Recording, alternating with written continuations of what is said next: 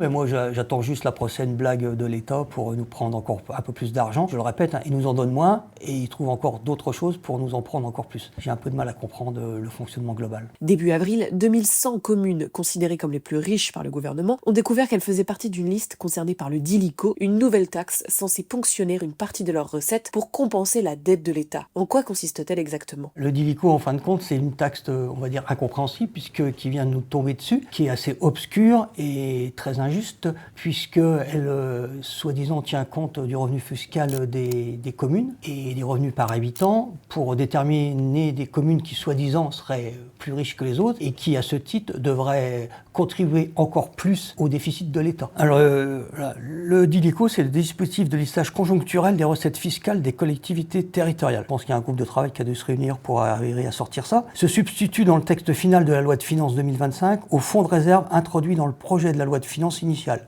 constitué d'un prélèvement d'1 milliard d'euros au lieu de 3 dans la première version du texte. Il concernera néanmoins davantage de collectivités, y compris de plus petite taille.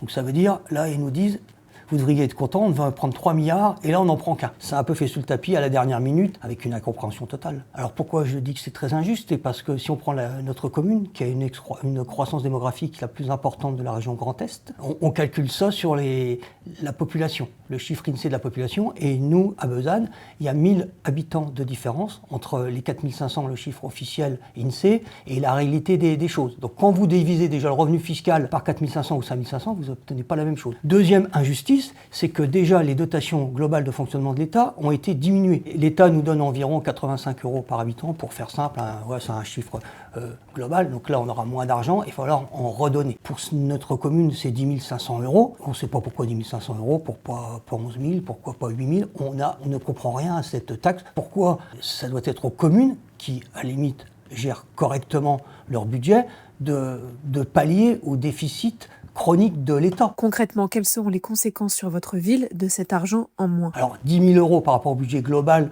qu'on peut avoir sur la commune.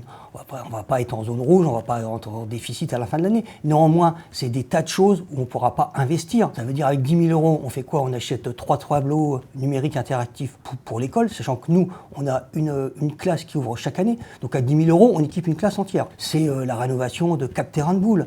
C'est pouvoir changer dans un bâtiment municipal ou 2 bâtiments municipaux tout l'éclairage pour passer en LED et faire des économies. C'est forcément de l'investissement qu'on ne va pas faire. 10 000 euros, c'est pas anecdotique. Ça pourrait permettre, par exemple, de peut-être baisser ou ne pas augmenter les frais de cantine. Je veux dire, voilà. Et donc, forcément, à la fin, c'est toujours le contribuable qui va payer. Alors, attention, puisque n'oublions pas que les communautés de communes